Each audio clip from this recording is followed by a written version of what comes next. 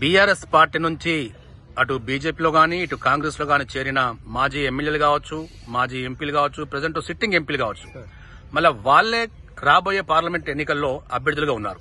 So దీన్ని ఏ విధంగా చూడొచ్చు?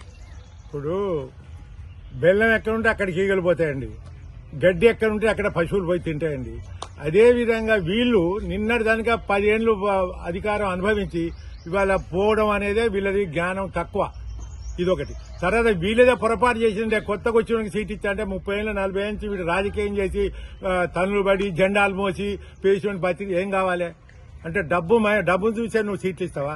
ఈ వ్యవహారంలో బీజేపీది పొరపాటే, కాంగ్రెస్ పొరపాటే. 30 ఏళ్ల నుంచి 40 ఏళ్ళు చేసిన కార్యకర్త విడిచిపెట్టి డబ్బును నుంచి పిర్రలను పీటేసుడు మాత్రం ఈ రెండు పార్టీలు అధర్మం అని నేను ఘంటాపథంగా చెప్తా. ఏ విషయంలో మోదీ గారితో డిస్కస్ చేయాలని నేను చెప్తా, ఇది అధర్మం, ఈ రెండు పార్టీలకు అధర్మమే. మరి ఇప్పుడు వరంగల్ ఎంపీగా కాంగ్రెస్ అధిష్టానం ఇంతవరకు కూడా క్యాండిడేట్ ని డిక్లేర్ చేయలేదు. దీన్ని ఏ విధంగా చూడొచ్చు? ఏ విధంగా పోటీ ఇందులో రాజకీయ నాయకులలోనే భేదాభిప్రాయాలున్నాయి, ఎమ్మెల్యేలు మంత్రుల దగ్గర భేదాభిప్రాయాలు కాబట్టి ఒక కొలికి రాలేకపోతాను కాబట్టి డిసైడ్ చేయలేకపోతాను. ఒకటి ఎల్లయ్య అంటాడు, ఒక మల్లయ్య అంటాడు, ఒక పుల్లయ్య అంటాడు.